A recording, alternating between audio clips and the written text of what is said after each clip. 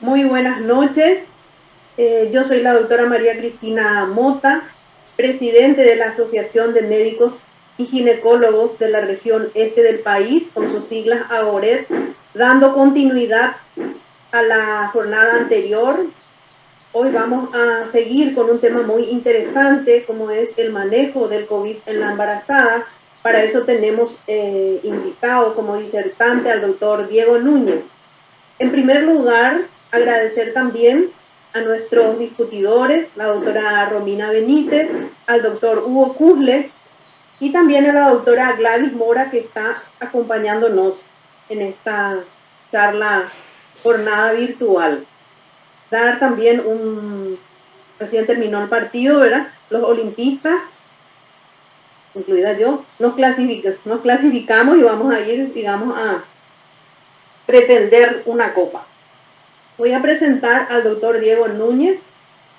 Él es médico ginecobstetra, encargado del programa de salud integral del hombre y la mujer del Ministerio de Salud Pública y Bienestar Social. A la doctora Gladys Mora, médica ginecobstetra, directora de la Dirección de Salud Sexual y Reproductiva del Ministerio de Salud Pública y Bienestar Social. Al doctor Hugo Kuzle, médico traumatólogo, director de la 10ª región sanitaria, y a la doctora Romina Báez, médico ginecobstetra, encargada del Departamento de Programas de Salud de la 10ª región sanitaria. El doctor Diego Núñez va a responder las preguntas que la vez pasada no se pudieron responder todas, él las anotó y ahora, antes de iniciar su charla, va a responder. Doctor Diego, adelante. Muy buenas noches para todos, un gusto. Muchas gracias nuevamente a Goret y a la 10ª región por la invitación. Sí, vamos a iniciar la charla con algunas preguntas que por ahí quedaron pendientes en el chat de YouTube la semana pasada y luego vamos a hablar de lleno de lo que nos toca el día de hoy. Entonces, iniciando ya, les voy a leer algunas de las preguntas. Una de ellas dice, si una paciente que está en busca de embarazo y no está vacunada, ¿es preferible que se vacune antes de salir embarazada o durante el embarazo? Bueno, siempre es recomendable que tenga un esquema de vacunación completa, que ella pueda lograr el embarazo con la mayor seguridad posible. Sabemos que todavía está en estudio las condiciones de la vacunación en una mujer embarazada, entonces en lo posible si puede vacunarse con el esquema completo para las vacunas de 2 dosis o de 1 dosis, se vacune primero y luego se espere un tiempo prudencial donde se estima que ya la vacuna hace efecto alrededor de 2 semanas a 1 mes. De hecho, las recomendaciones actuales es esperar por lo menos 1 mes para buscar un embarazo luego de la aplicación de la segunda dosis para el caso de las vacunas con 2 dosis, ¿sí? Algunos también ya consideran un poco más prudente esperar incluso 3 meses, ¿sí? Pero nosotros también ya consideramos, y la mayoría de las sociedades internacionales, que con 1 mes ya se consigue una buena respuesta a la vacuna y estaría esa mujer en condiciones, por ese lado al menos, de empezar a buscar un embarazo. Otra pregunta dice, una vez habilitada la vacunación para las embarazadas en nuestro país, ¿cuál de las vacunas que se están utilizando cree que sería recomendada para ellas? Bueno, esto también como una actualización de lo que dijimos la semana pasada, ya tenemos la aceptación de que las mujeres embarazadas puedan acceder a la vacuna por el equipo técnico del PAI, el CONATEI, y la vacuna que va a ser utilizada en principio son las que tienen una plataforma de ARN mensajero. Las que estarían llegando en el mes de junio son las de Moderna, y el Ministerio de Salud también ya firmó un acuerdo con Pfizer para la adquisición de la otra vacuna que también utiliza ARN mensajero. O sea, esas 2 vacunas son las que en principio se estarían utilizando en las embarazadas.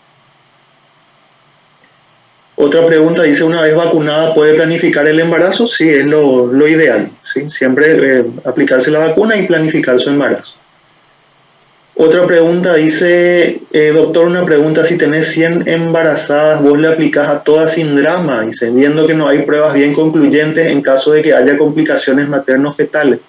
Es una pregunta más bien más bien personal. En realidad, lo que nosotros estamos proponiendo, más que vacunarle a todas las mujeres embarazadas, es darle esa posibilidad, y bajo un consentimiento informado y en base a la evidencia disponible a medida que vaya surgiendo, que esa embarazada tenga la posibilidad de decidir si ella quiere acceder o no a las vacunas, ¿verdad? Lo que no deberíamos hacer es privarle de esa posibilidad.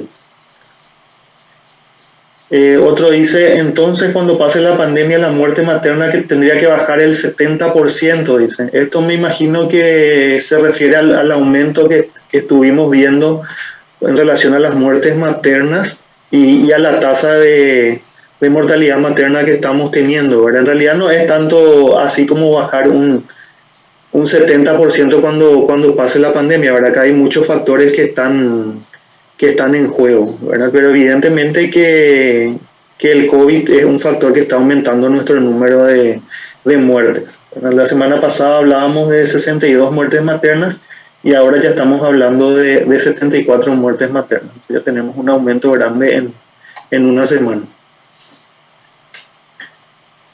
Dice una pregunta, estoy en periodo de lactancia de un mes recién, ¿cuál vacuna me recomendás y en qué tiempo? Bueno, lo mismo para las mujeres que están en periodo de lactancia, ahí sí ya tenemos menos restricciones, ¿sí? Las vacunas no afectan a la leche materna, no la disminuyen, entonces se puede utilizar en principio cualquier vacuna, pero lo mismo, los estudios que tenemos disponibles ahora son los que se publicaron en Estados Unidos, principalmente con las vacunas ARN mensajero. Entonces, de entrada también sería la primera plataforma que utilizaríamos en las mujeres en periodo de lactancia. Pero teóricamente no tendría que afectarle ninguna vacuna. ¿Qué métodos anticonceptivos recomienda puérperas con COVID? Bueno, esto vamos a ver, justamente es el tema que vamos a tratar el día de hoy. ¿Desde qué mes se puede vacunar a la embarazada? ¿Verdad? Esto todavía está en estudio. Les cuento que la propuesta de la Dirección de Salud Sexual y Reproductiva es iniciar la vacunación a las embarazadas después de las 18 semanas, pero probablemente lo que se acepte es después de las 20. ¿Y con qué vacuna también preguntan? Ya hablamos, ARN mensajero de entrada. Y seguramente en los próximos días estaremos teniendo noticias ya con relación a qué grupo de embarazadas van a ser priorizadas en primer lugar, ¿verdad? Seguramente primeramente van a ser a las trabajadoras de salud o personas embarazadas con comorbilidades para luego abarcar al resto, ¿verdad? Pero la propuesta nuestra es que se le habilite a todas las embarazadas después de las 18 semanas. Pero eso está por verse. Bueno, esas son las preguntas que habían quedado pendientes en el chat. Entonces, ahora sí, vamos a estar iniciando la presentación del día de hoy, ¿sí? Les voy a compartir mi pantalla.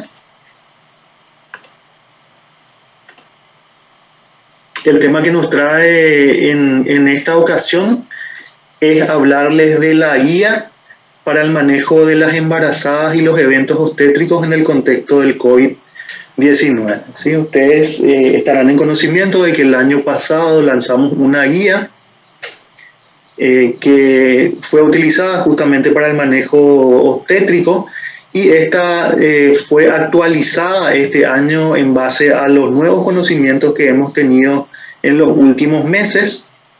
También es de destacar que contamos en esta ocasión también con el apoyo, la colaboración en la parte técnica y en las revisiones de la Sociedad Paraguaya de Ginecología y Obstetricia.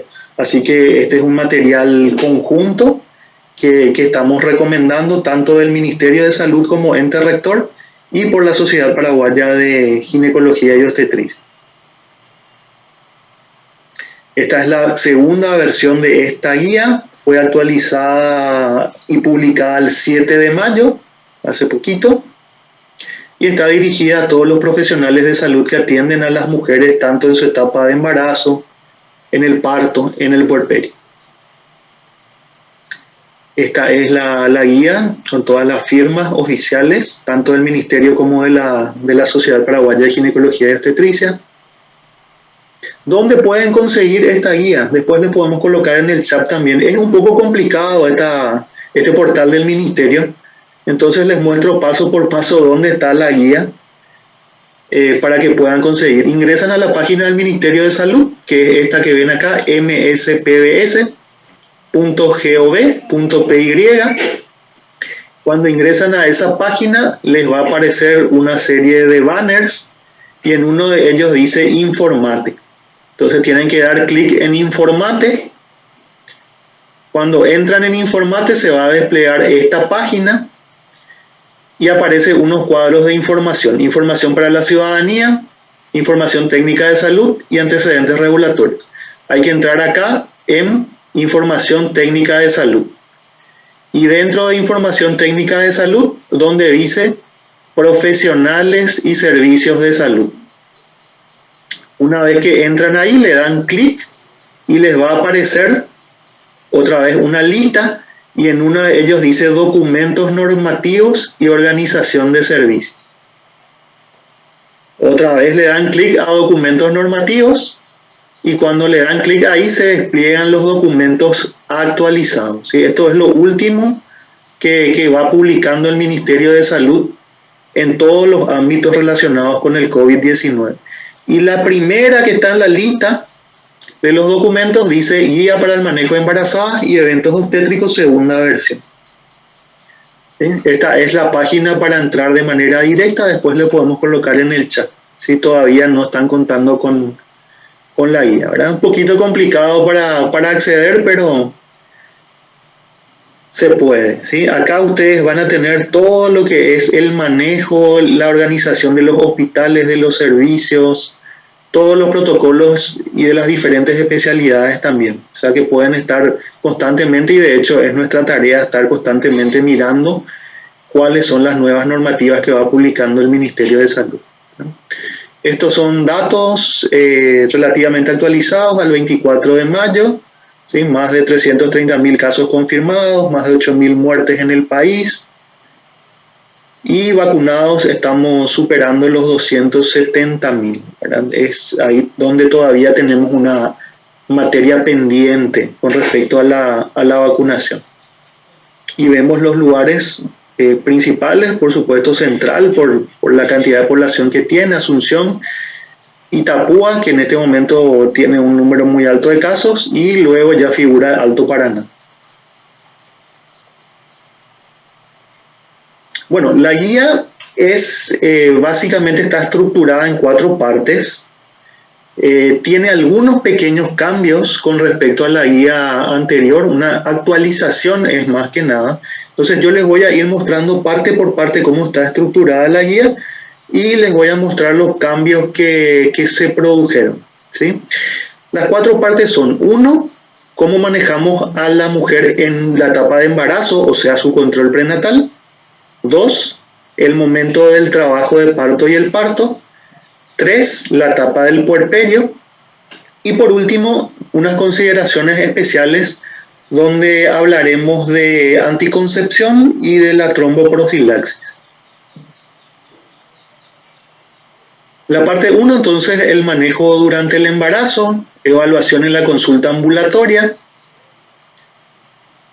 Acá tenemos, en primer lugar, qué hacemos con una embarazada que no tiene COVID o no tenemos sospecha de que lo tenga.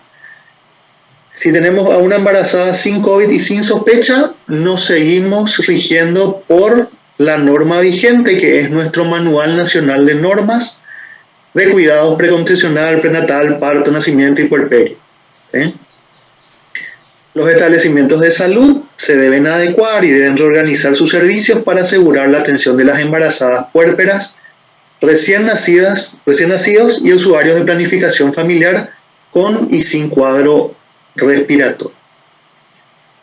O sea, nos regimos por esta norma, ¿sí? El Manual Nacional de Normas de Atención Prenatal y la Libreta de Control Prenatal. Esta, lanzada en el 2019, es la vigente. Este año va a salir una nueva versión. Ustedes saben que aproximadamente cada 2 años sale una nueva versión, que seguramente va a ser publicada en los próximos meses. Por ahora nos seguimos rigiendo por estas normas. ¿Dónde pueden encontrar estas normas si no la tienen? Ingresan a la página de la Biblioteca Virtual en Salud Paraguay, bvs.org.py. y ahí les va a aparecer unas pestañas que se llaman vitrinas del conocimiento. Una de ellas dice salud sexual y reproductiva, ahí le dan clic y les va a aparecer el listado de todas las normativas y todos los manuales que están relacionados con el manejo de la embarazada. O sea, todo lo que tenga que ver con obstetricia, ustedes van a encontrar en ese lugar. Y se van actualizando a medida que van saliendo nuevos materiales. ¿Qué hacemos en el control prenatal durante la pandemia? Algunas recomendaciones generales para la mujer y su pareja.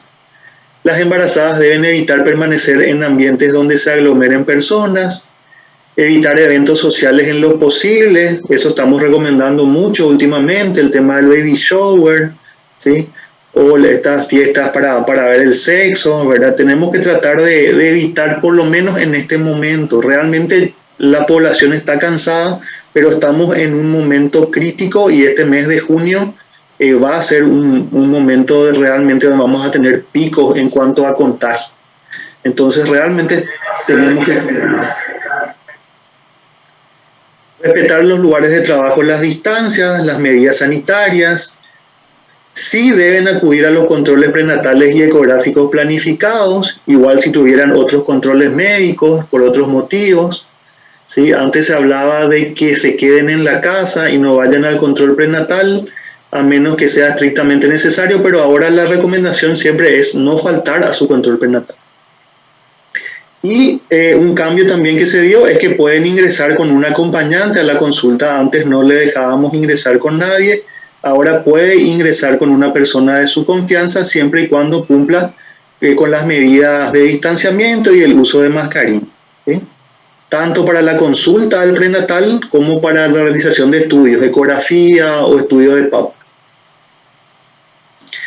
No acudir con niños, personas mayores de 60 años, si va a utilizar transporte público también, que tome las precauciones, la distancia en lo posible, no tocarse la cara.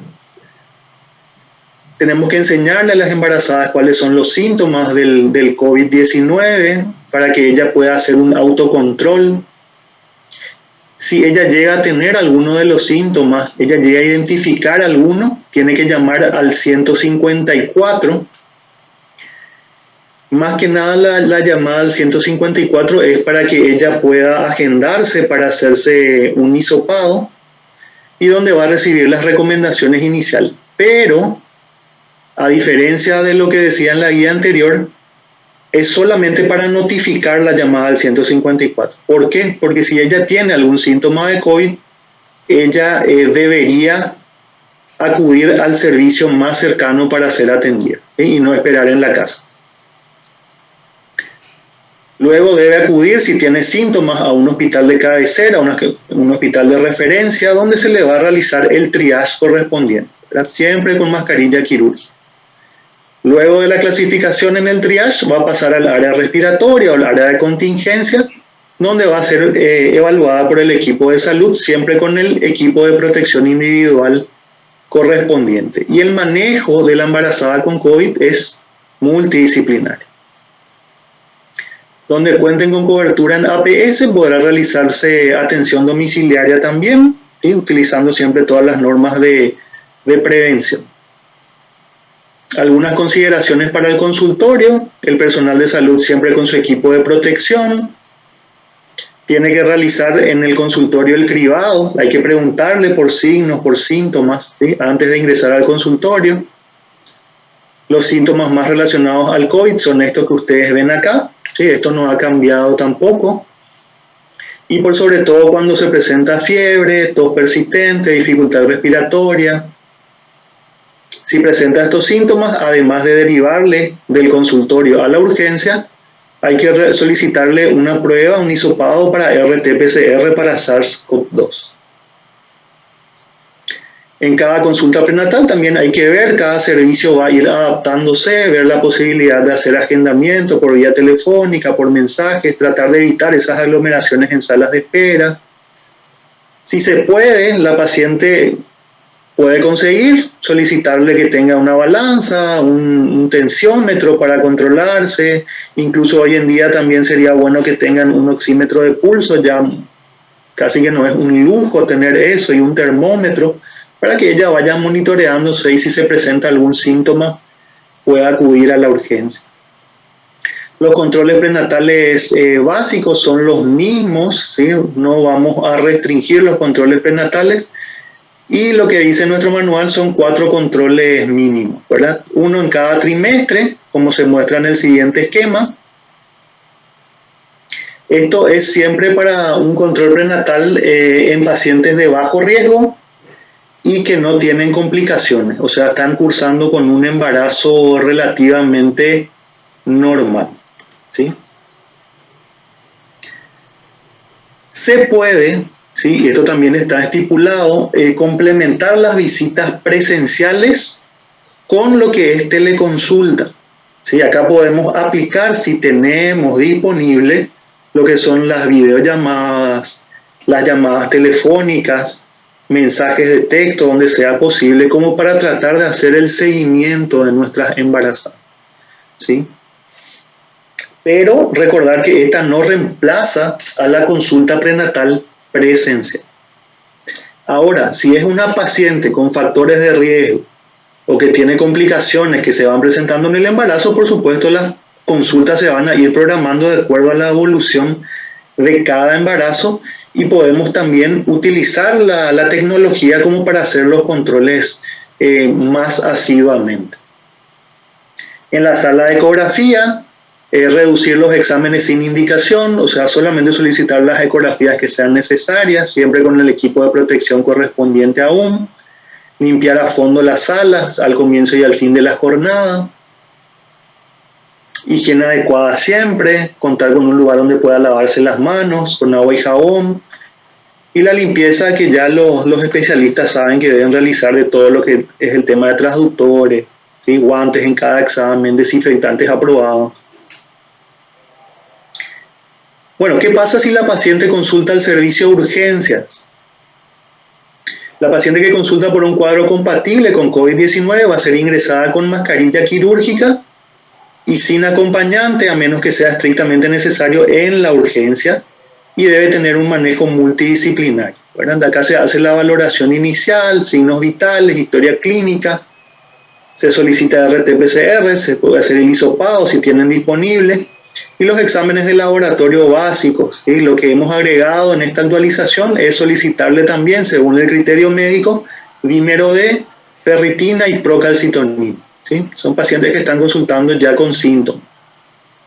Radiografía de tórax o tomografía de tórax. Recuerden que las embarazadas también, si es necesario, hay que realizarle con la protección adecuada de la fetal, ¿sí? Con un delantal abdominal. Y la evaluación fetoplacentaria. Acá también hay una pequeña observación que hemos agregado, que se sugiere el Doppler materno-fetal desde la semana 26 en toda paciente con COVID y también post-COVID donde el dímero D se encuentre elevado, ¿sí? Esto debido al riesgo aumentado de trombosis y de insuficiencia placentaria. Y según la evaluación en la urgencia se decide su manejo ambulatorio o en el hospital. ¿Sí? En el manejo ambulatorio esto no recibe ningún cambio, ¿sí? Aislamiento en la casa, buena hidratación, tratamiento sintomático, esperar el resultado del PCR, control cada 3 semanas para biometría, monitoreo fetal. Y si se decidió la internación en el hospital, estos son los criterios de internación, ¿sí? Que son los mismos que nosotros ya veníamos manejando, ¿sí? Manejo multidisciplinario, acá la participación también del neumólogo, el infectólogo, dependiendo del caso. Se utilizan para la internación las escalas, ¿sí? De Quid-SOFA o de la ATS-ITSA. No vamos a entrar mucho en esto porque esto ya pasa al manejo ya del terapista. Se le clasifica la gravedad de la enfermedad.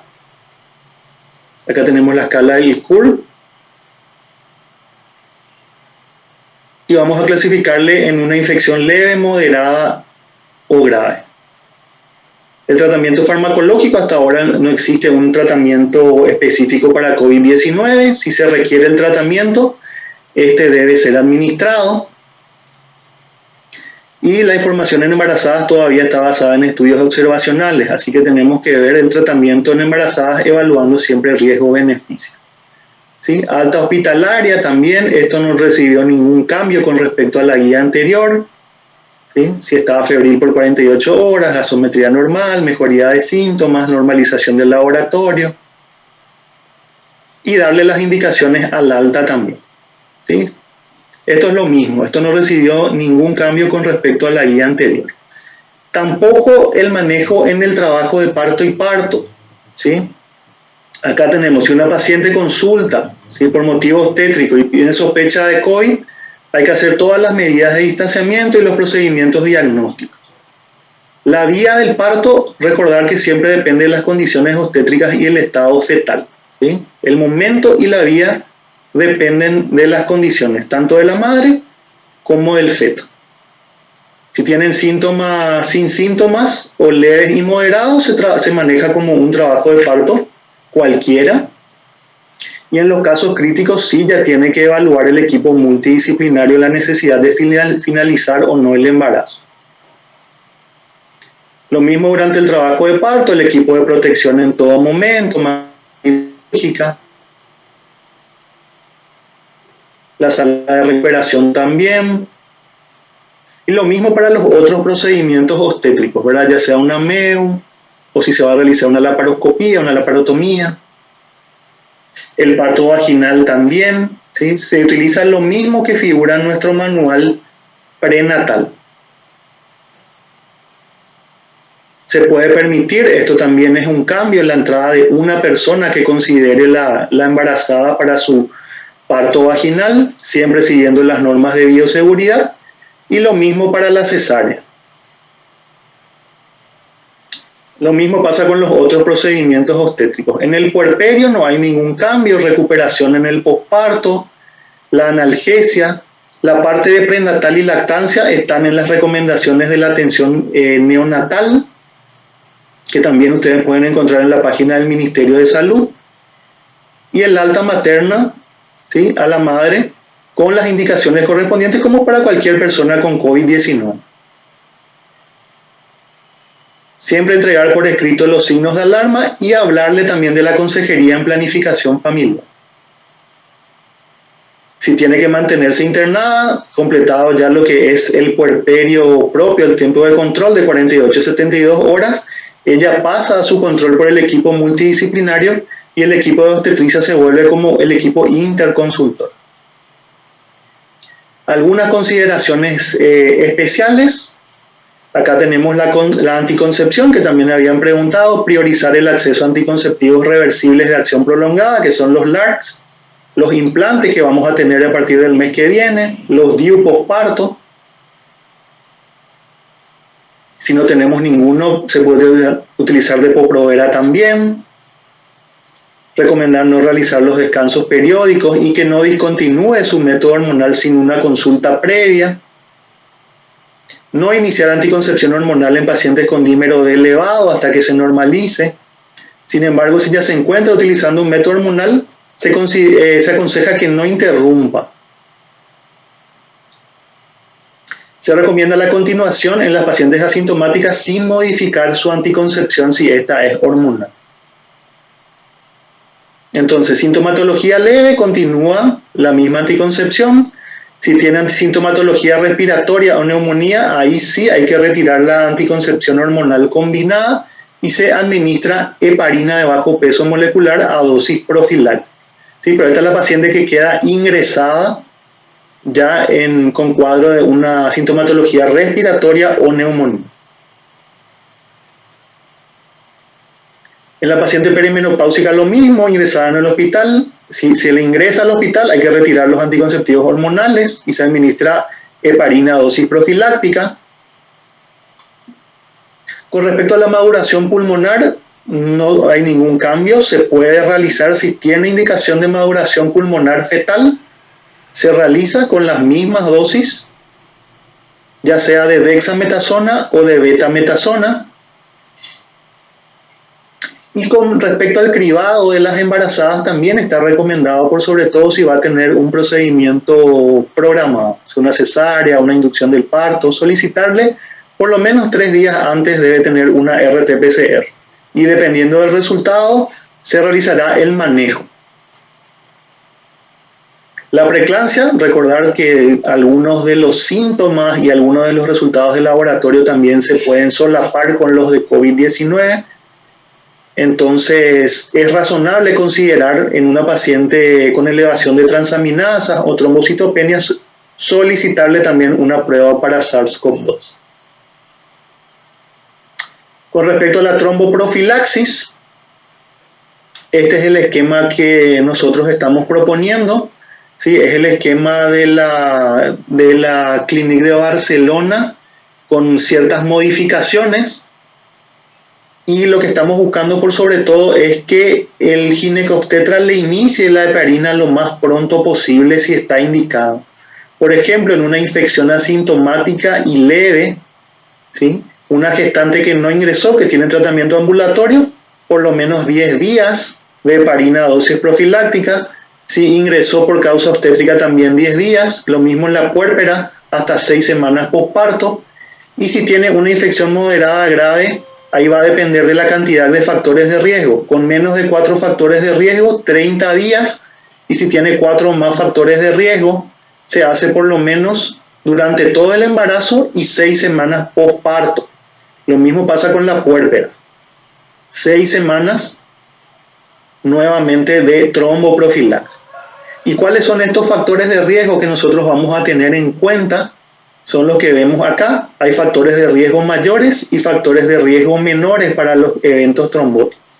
¿Sí? De hecho, el ingreso hospitalario, las comorbilidades como el cáncer, el lupus, enfermedades inflamatorias, diabetes, uso de drogas, procedimientos quirúrgicos, ¿sí? El puerperio mismo, un índice de masa corporal de más de 40, una cesárea intraparto, son todos criterios mayores para el uso de tromboprofilaxis.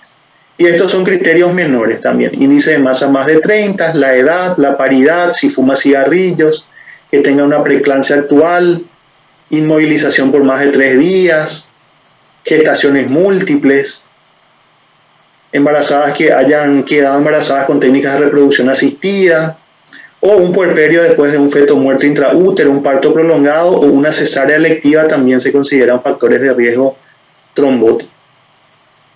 Entonces, este cuadro es lo que se actualizó en esta guía, ¿sí? Le pueden quitar una toma también de la pantalla porque esto es lo que nosotros deberíamos estar iniciando, por sobre todo en esta paciente que es asintomática o que tiene síntomas leves. No estemos esperando hasta que le vea otra vez el hematólogo. O sea, nosotros ya deberemos utilizar las dosis profilácticas de heparina, que es lo que tenemos disponible, ¿sí? Enoxaparina de bajo peso molecular. ¿Y cuáles son estas dosis profilácticas? Y eso vamos a guiarnos por el peso. Si tiene entre 50 y 90 kilos, la dosis profiláctica es 40 miligramos por día, 40 miligramos cada 24 horas. Si fuera una embarazada de menos de 50 kilos, que es poco probable, pero existe, ahí tendríamos que reducir la dosis a la mitad, 20 miligramos día.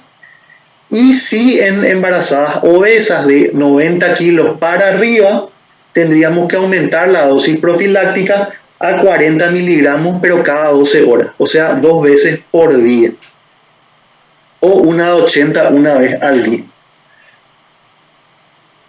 Entonces, a partir de ahora, si no lo estamos realizando, las gestantes que ingresan, por ejemplo, por causa obstétrica, ¿sí? Entran para su parto, pero están con una infección asintomática o leve, le inicio heparina profilácticamente por 10 días.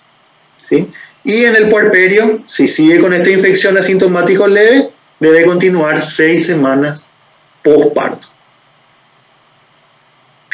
Estos son los factores de riesgo.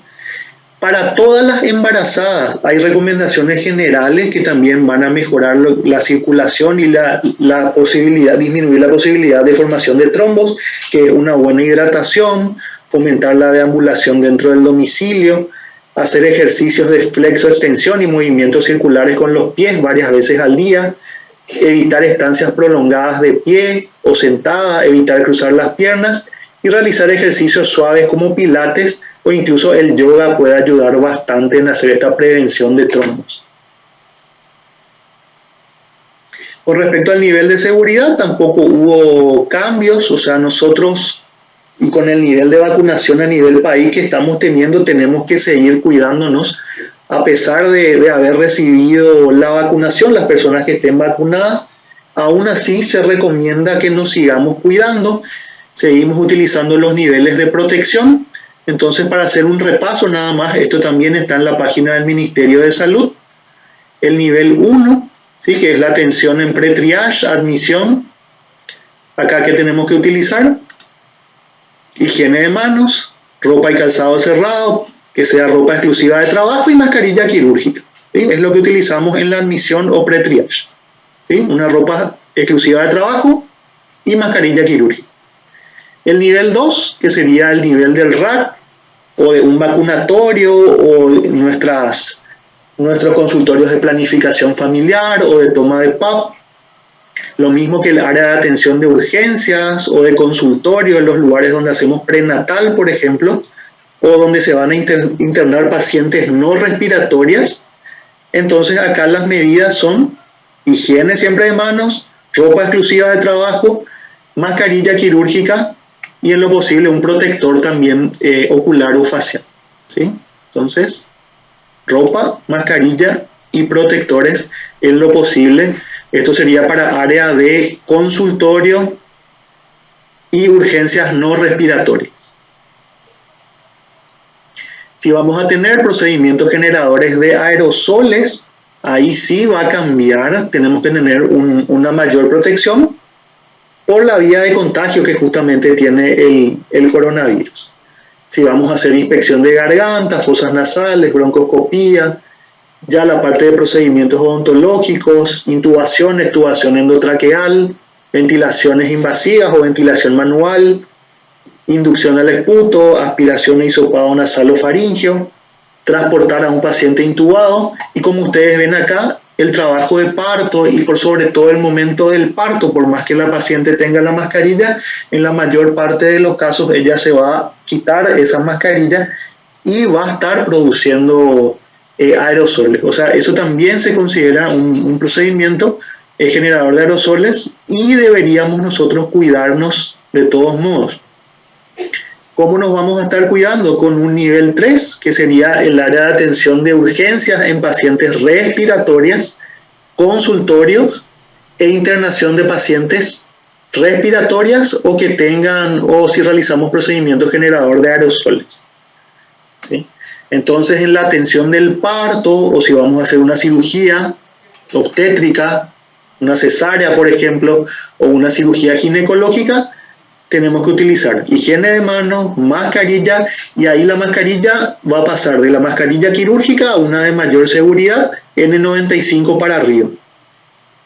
Ropa y calzado exclusivo para el trabajo siempre, bata impermeable y cuidarnos también la parte ocular o facial si es que tenemos la posibilidad.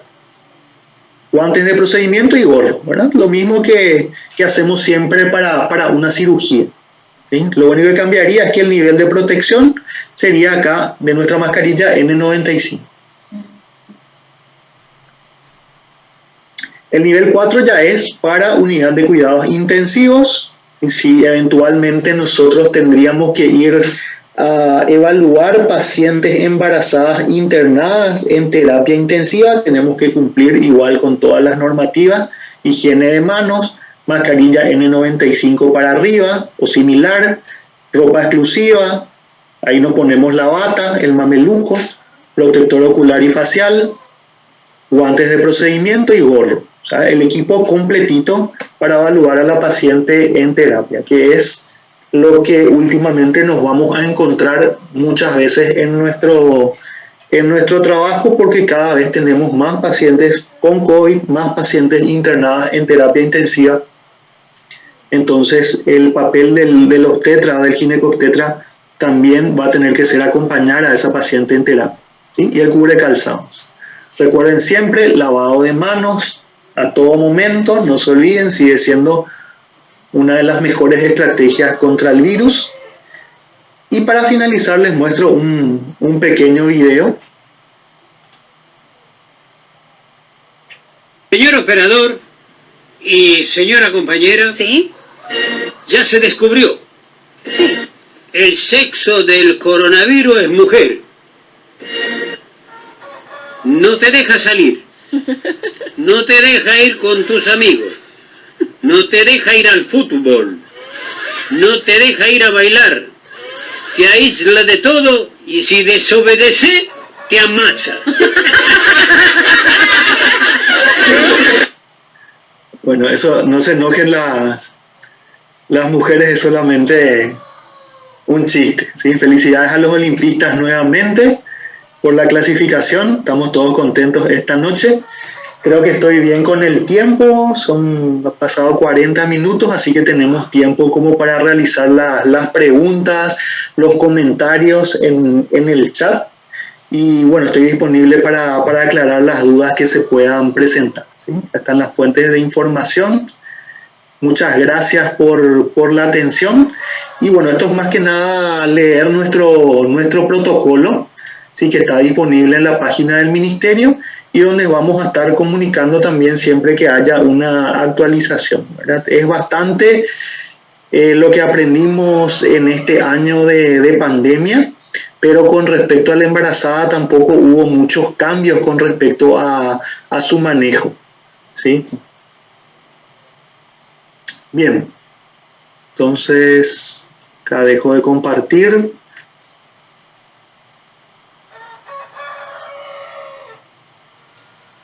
Vamos a ver si hay alguna pregunta, algo que quieran volver a tocar, no sé si quedó claro. Sí, muchísimas gracias, doctor Diego. Muy claro, como siempre, la exposición. Estamos hablando de una actualización de un protocolo que ya habíamos manejado prácticamente desde hace un año, ¿verdad? Del año pasado, de casos puntuales. Sí. Fui pasando algunos puntos más rápido porque de hecho no tuvo cambios, esas partes son las mismas que ya veníamos manejando y puntualicé más que nada los pequeños cambios que fuimos agregando. Sí, y cabe también resaltar para el auditorio que está demasiado bien. Le agradecemos a todas las personas que están conectadas. Tenemos de varios países de vuelta. Tenemos, por ejemplo, desde Ecuador, Colombia, Honduras, España, Venezuela, Bolivia, Argentina, que nos están viendo. Prácticamente los mismos también de la vez pasada a nivel país, prácticamente de todas las regiones nos están escuchando. Y a todos ellos les quiero informar que este ciclo, estas charlas sobre lo que es el COVID embarazo, va a haber una continuidad para el próximo mes, para que estén pendientes y se conecten porque vamos a dar acerca de lo que es específicamente el manejo crítico, ¿verdad? Para que todas esas preguntas específicas vamos a hablar después vamos a hablar con los terapistas de los lugares donde están manejándose nuestras pacientes graves, ¿verdad? Entonces, no sé si alguien del equipo quiere hablar antes para empezar con las preguntas, que tenemos unas cuantas.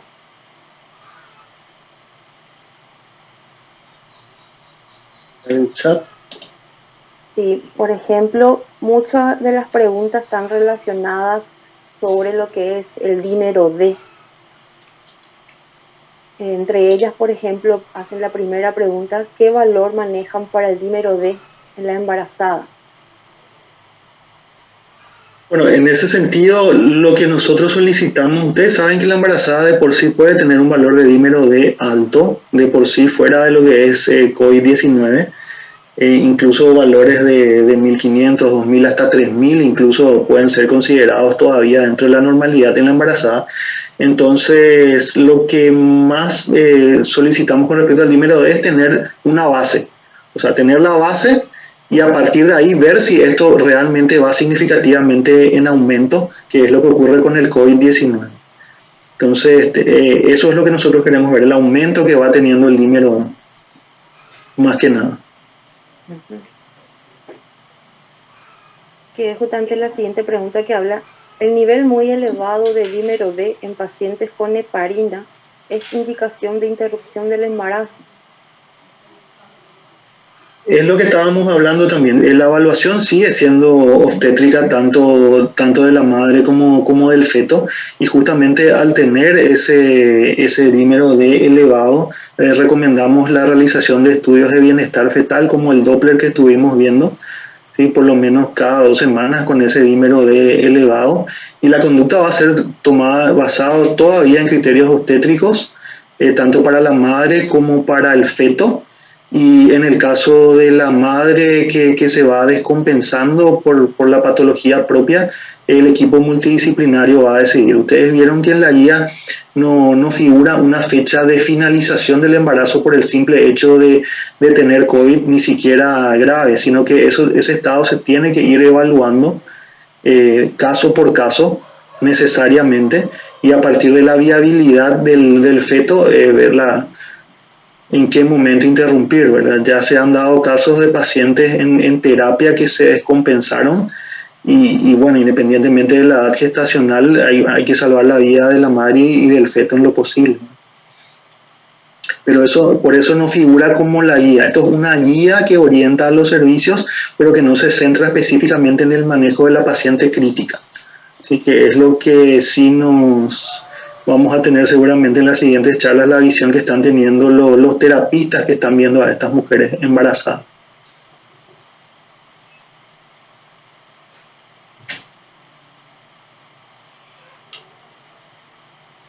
Una siguiente pregunta. ¿Cuál es la recomendación para la interrupción de la gestación? Si la paciente va a ser intubada, ¿cuándo interrumpir en el contexto de una paciente con un COVID crítico, un COVID grave?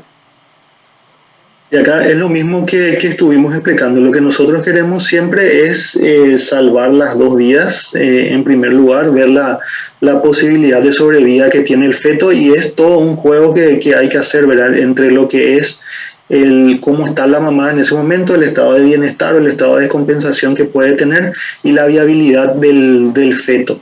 Si se puede esperar, se intenta, se hace la maduración pulmonar, si podemos esperar 24, 48 horas.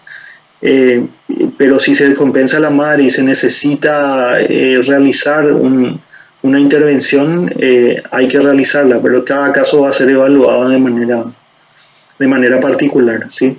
Es importante también ahí recalcar que, si bien es recomendable en estos casos también realizar la maduración pulmonar fetal, si es que nos apremia la situación de la madre, no deberíamos estar esperando hasta aplicar las 2 dosis o las 4 dosis, dependiendo de qué corticoide utilicemos, para interrumpir ese embarazo. Pero no hay una edad gestacional. Tratamos de llegar lo más que se puede para darle mayor posibilidad al bebé, ¿sí? Es lo que buscamos siempre.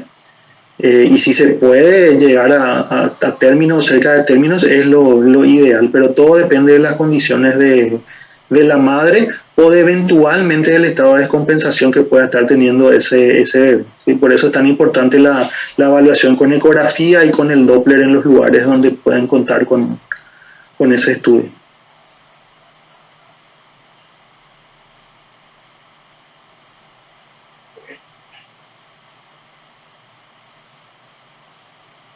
Todo eso es siempre y cuando que nuestra paciente, su cuadro crítico lo permite, ¿verdad? Para ingresar al quirófano y tolerar eso.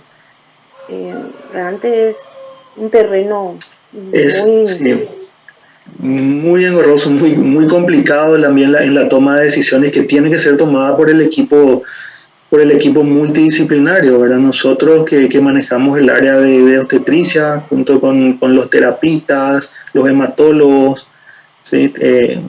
Neumólogos, si es necesario, y por supuesto los anestesiólogos también, y los neonatólogos, o sea, todo un equipo que tiene que estar trabajando en ese caso, ¿no?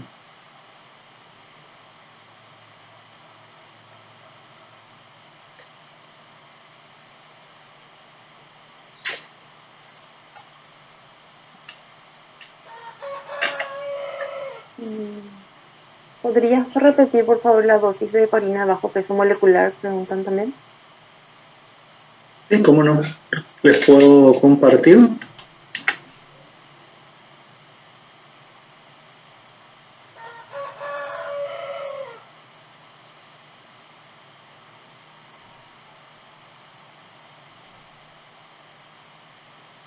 Ahí les coloco lo que son la profilaxis, ¿sí? Y la dosis de heparina de profilaxis es de 40. Cuando figura acá heparina de bajo peso molecular profiláctica, nos referimos a 40 miligramos para mujeres entre 50 y 90 kilos, y duplicaríamos ese valor a 80 miligramos día si tiene 90 kilos para arriba, y eventualmente si tuviera menos de 50 kilos reducimos la dosis a la mitad.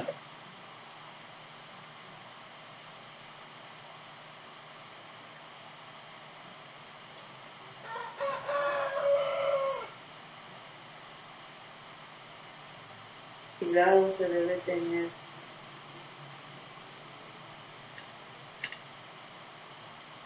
Acá veo un comentario de una colega de un caso particular, menciona, de una paciente de 39 años, donde cursaba con un sangrado irregular y se aplicó las dosis, es un personal de blanco, ¿verdad? Entonces se aplica la vacuna de AstraZeneca y luego de la segunda dosis de la AstraZeneca se detecta que está con una gestación ya de 25 semanas. Pregunta si cuál es el cuidado que debe tener con este tipo de paciente que se aplicó la AstraZeneca, que en teoría era la vacuna que no iba a estar recomendada para la gestante, ¿verdad? Claro, sí, sí, sí. En ese sentido, no se aplica la segunda dosis, no está recomendada la aplicación de la segunda dosis ya que ahora está embarazada. Ya Sí, completo. ya completó el esquema. Ah. Sí. No pasa nada. Ustedes saben que hay un riesgo, pero que es mínimo. Incluso las mujeres embarazadas que se aplicaron la AstraZeneca, tampoco hay mucho riesgo demostrado realmente, ¿verdad? O sea, el riesgo de formación de trombos se dio en un número muy escaso de pacientes en población general, y ha pasado en los países que utilizan AstraZeneca, que se aplicaron las dosis y hasta ahora no hemos tenido esos eventos adversos. Por supuesto que el embarazo predispone, de hecho, a la formación de los trombos y a la enfermedad tromboembólica, pero nada, no hay ningún cuidado especial ni nada que podamos hacer si ya se aplicó una dosis o las dos dosis de AstraZeneca o de cualquier otra vacuna. Simplemente la vigilancia, el control.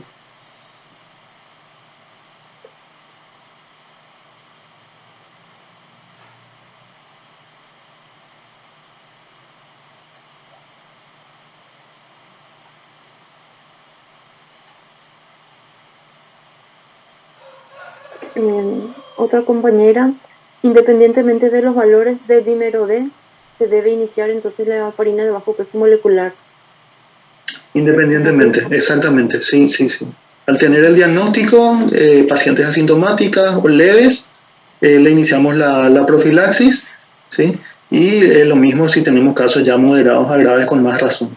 Y eso es lo que más queremos insistir, que le iniciemos la profilaxis directamente al tener una paciente embarazada con COVID-19 positivo, ¿sí?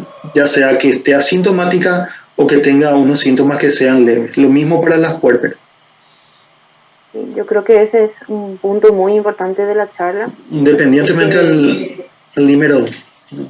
ujú, porque no era algo que es, a menos escuchaba que se está haciendo de rutina, ¿verdad? Pero creo que eso ahora es una lección aprendida para todo el auditorio. Exacto, sí, sí, sí. Justamente con la paciente internada, de repente ya le ve todo el equipo multidisciplinario, ya le ve el hematólogo, pero muchas veces nosotros que estamos atendiendo a esa paciente que sabemos que es embarazada, es positiva o está con síntomas leves, no está internada, nosotros, nuestra labor, ya sea como ginecobstetras o obstetras, tiene que ser iniciarle la profilaxis, ¿verdad? No estar esperando hasta una interconsulta para hacer el inicio de la profilaxis.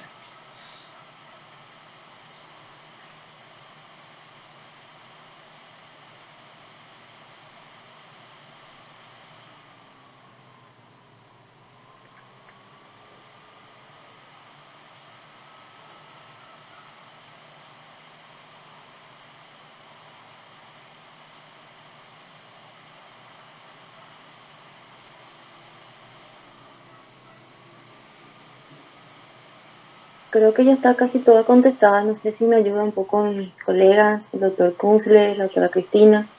Sí, acá veo, o sea, estoy leyendo una pregunta del doctor Carlos Díaz, que pregunta criterios para interrumpir el embarazo en pacientes que cursan menos de 35 semanas, criterios COVID. Interrupción del embarazo menos de 35 semanas, ¿no? Y depende de cada caso particular, es la descompensación de la paciente.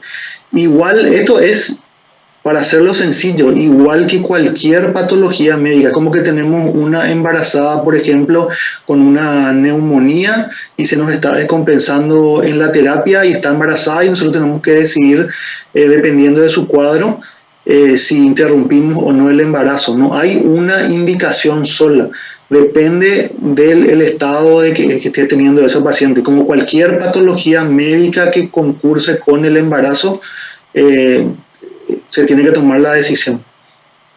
No es diferente a eso. Otra pregunta que estoy leyendo, paciente embarazada que tiene su vacuna al día. ¿Hay estudios que los niños, criaturas, nazcan con anticuerpos? Tenemos auditorio también de estudiantes brasileros, así que las preguntas también están en un poco de...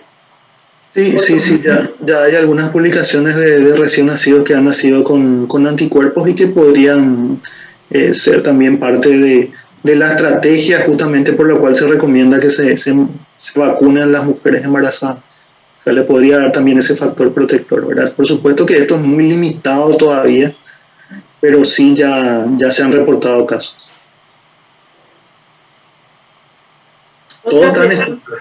Sí.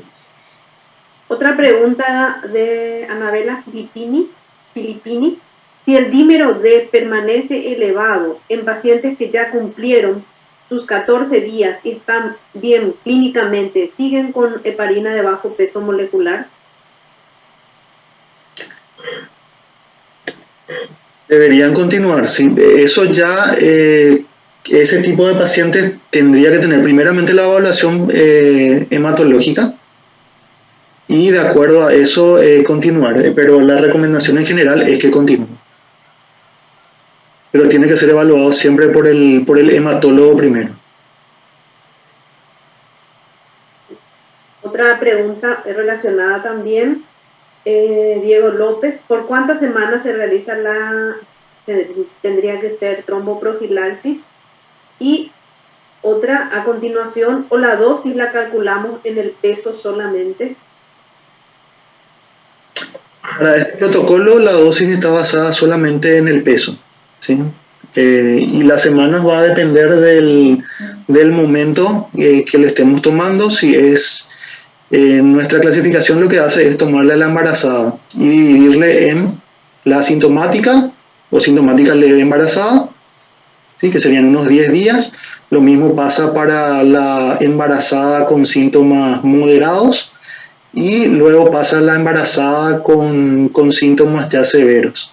O sea, dependiendo del estado en el cual se encuentra y la clasificación de la embarazada, se hacen los días de profilaxis. Y ya dependiendo de los factores de riesgo, aumentamos o no el número de días para la profilaxis, ¿sí? Les muestro de vuelta. Fíjense que son 10 días. 10 días ¿para quién? Para la embarazada que está asintomática o que tiene infección leve, que no ingresó, o sea, está en tratamiento ambulatorio, prenatal ambulatorio.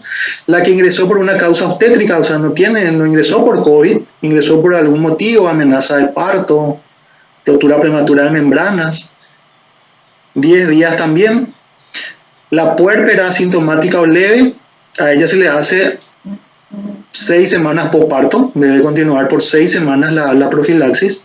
Y fíjense que en el caso de la moderada o grave, ahí depende de los factores de riesgo, que son los que yo les mostré acá. Cualquiera de estos factores de riesgo, ya sean mayores o menores, si suman menos de 4 factores de riesgo, esa gestante tiene menos de 4, tiene que hacer la profilaxis por 30 días, ¿sí? Embarazada, con menos de 4 factores de riesgo, con infección moderada o grave.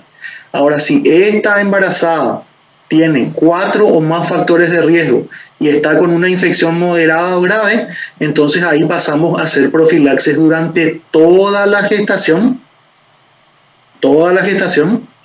y continuamos 6 semanas posparto. Lo mismo pasa con la puérpera. Hacemos heparina de bajo peso molecular hasta 6 semanas posparto. O sea, va a depender del momento gestante o puérpera, y si tiene una infección moderada o grave, depende otra vez del número de factores de riesgo. Eso cambia nuestra profilaxis de 30 días a toda la gestación y 6 semanas posparto. No sé si creo que justamente elegimos este esquema porque consideramos el que es relativamente más sencillo de entender. Hay muchos esquemas que están utilizando tanto el colegio americano, bueno, las escuelas europeas en general. Anteriormente utilizábamos el de la Sociedad Española de Hemostasia, pero encontramos este que está basado en el modelo del Clinic de Barcelona, que vimos que es el más amigable con respecto a las pautas de tromboprofilaxis. ¿Sí? Se ven que es algo bastante sencillito, ¿verdad? Vemos cómo está la infección, vemos si es gestante, ingresó o no ingresó, o puérpera, y dependiendo de eso le hacemos la profilaxis. Acá lo único que van a ver de cambio, profilaxis, cuando dice profiláctica, es 40 miligramos si tiene entre 50 y 90 kilos, y cuando dice dosis ampliada es el doble. ¿Sí? En ese caso se utiliza 40 miligramos, pero cada 12 horas. ¿Sí? Que es el caso de la puérpera, ¿sí? Que tiene una infección moderada o grave, y que debe recibir esa dosis ampliada, o sea, 40 miligramos cada 12, por 6 semanas en su posparto.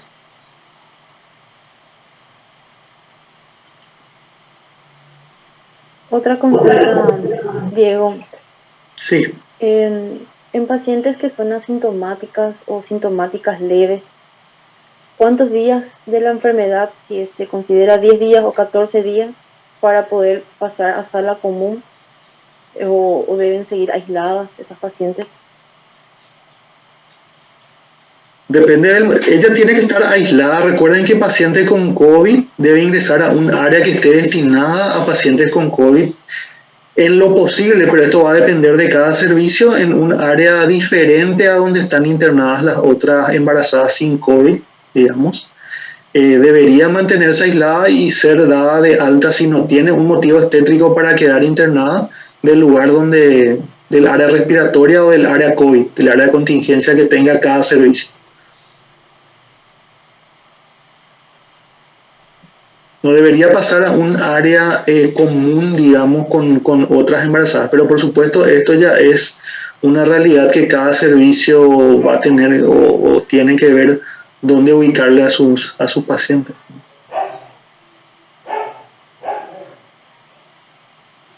No podemos protocolizar eso por el tema de la diferente infraestructura que lastimosamente tenemos en nuestro país, ¿verdad? Por más que yo diga hospital regional, no todos los hospitales regionales son iguales, ni todos los distritales son iguales, los materno-infantiles son todos diferentes, o sea, eso nosotros no podemos protocolizar porque la infraestructura y la disponibilidad de recursos humanos es muy diferente de un hospital a otro, de un servicio a otro. Muy bien. Una pregunta que estoy leyendo, gestantes que prestan servicios de salud, lo cual hay muchas mujeres potencialmente embarazadas o embarazadas en el tema de salud. En caso, ¿hasta qué edad gestacional o semana deben acudir a sus actividades? Si hay alguna recomendación del ministerio. Con relación a COVID, al menos no hay ninguna recomendación. Tampoco la guía habla de en ese sentido de alguna recomendación por riesgo de exposición. O sea, eso tiene que regirse por las normas ya laborales vigentes. No hay algo nuevo por COVID. Y otra, creo que va a ser la última pregunta. Gestante de término, pero compensada, si tiene indicación absoluta de cesárea, ¿le interrumpo independientemente del tiempo de enfermedad? Una pregunta. ¿Está compensada la paciente? No, si está compensada, pero tiene indicación absoluta de cesárea, le interrumpo independientemente del tiempo de enfermedad. O sea, ya llegó a término, tiene indicación de cesárea y dependiendo, ¿verdad?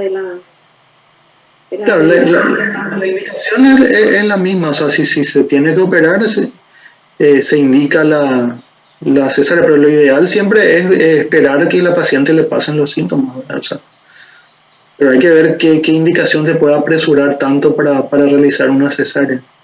Si es que no está en trabajo de parto y no tenía una indicación previa ahí sería ya una urgencia, ¿verdad? Idealmente debería esperar a que pase la enfermedad, y más todavía si está asintomática. Los criterios siguen siendo, no cambian, como si fuera una paciente sin COVID.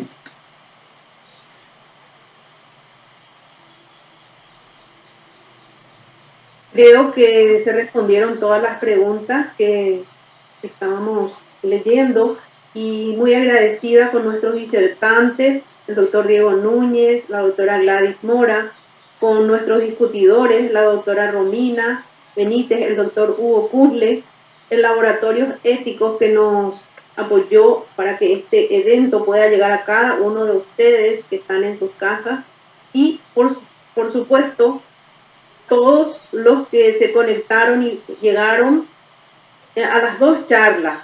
Muy agradecida y queremos invitarles a una siguiente, creo que va a ser el 9 de junio, siguiendo o continuando con este tipo de exposiciones. La doctora Romina, si puede invitar, si puede aclarar más. Sí, realmente encantada por la participación de todos, muy agradecida con la gente del Laboratorio Éticos, a Elena, que me pidió especialmente un saludo. ¡Salud! Tenemos que seguir con estas capacitaciones, ¿verdad? Vamos a escuchar después la experiencia de manejo de cuadro crítico en el del Hospital San Pablo y del Hospital Nacional de Itagua. Entonces, quiero que estén atentos a las invitaciones que llegar para escuchar un poco acerca de cómo están trabajando sobre el manejo de ese tipo de cuadro. Muchísimas gracias a todos.